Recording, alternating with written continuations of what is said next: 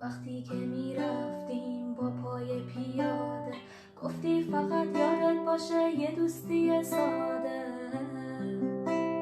هیچ حسی نباشه، هیچ عشقی نباشه. یه روز خواستیم جدا بشیم، بریم خیلی ساده. این بارون چشمام تمومی نداره، آخه دلم برای تو یه بیقراره. گفتی نمیخوامت، عاشقت نمیشم، گریه هاتم دیگه برام فایده نداره. دیدی که عاشقت کردم، خودت گفتی که فکر نمی کردم اینجوری عاشقت بشم، ولی دیدی که عاشقت کردم. اما من واسه تو میمردم، دوستم نداشتی غصه می. اگه به تو نمیرسم این دیگه قسمت منه، نخواستم اینجوری بشه، این از بخت بد منه. قده دنیا غم دارم، اگه نبینمت یه روز، چطور دلت اومد بری، عاشق چشماتم هنوز.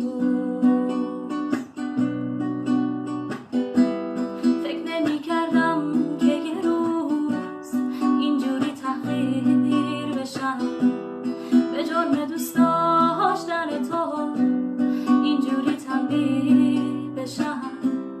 قده دنیا غم دارم، اگه نبینمت یه روز، چطور دلت اومد بری، عاشق چشماتم هنوز.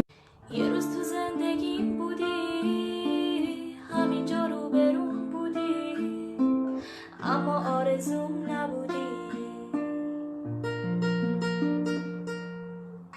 فکر میکردم از آسمون باید بیاد یه روزی اون، تا آرزوم بشه تموم. شرمندتم که ستاره داشتم و دنبال اون میگشتم و شاکی از این بودم که من ستاره ای ندارم. ستاره بود تو مشتم و تکیه میداد به پشتم و احساسشو میکشتم و احساس تو میکشتم.